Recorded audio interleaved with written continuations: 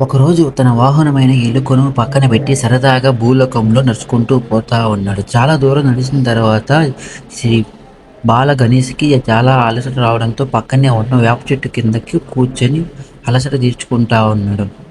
అలా సరదాగా వాకింగ్‌కి పోతున్న పక్కనే ఉన్న అలిసిపోయిన తన స్వామివారిని చూసి పరుగున పరుగులు తీసి స్వామి దగ్గరికి వెళ్ళతూ ఉంది. "ఏం స్వామి అలా అలసిపోయి కూర్చున్నారు మీరు? ఎప్పుడు లడ్డూలు తిని హాయిగా ఉండే మీకు ఈరోజు నడవాల్సిన అవసరం ఏమొచ్చింది? మీ వాహనమైన మూషిక ఎక్కడ ఉంది స్వామి?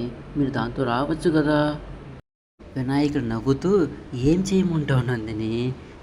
నా భక్తులు నాకంటే నా వాహనమైన మూషికకు ఎక్కువ లడ్డూలు పెడతా ఉన్నారు. దాంతో అది లావెక్కి నన్ను మోయలేకపోతుంది. అందుకే నేను ఇలా నడుచుకుంటూ రావాల్సి వచ్చింది నందిని." ఆ మాట వినగానే ఆవు గట్టిగా అంబా అంబా అని నవ్వుతూ, "అయితే స్వామి ఒక పని చేద్దాం స్వామి. నువ్వు నా పైన ఎక్కువ కూర్చొని నిన్ను లోకమంతా ఎత్తి చూపిస్తా ఉంటాను. అలా సరదాగా మనం భూలోకం మొత్తం తిరిగి వద్దాం స్వామి" అంటూ ఇద్దరు మాట్లాడుకుంటూ భూలోకం మొత్తం తిరుగుతా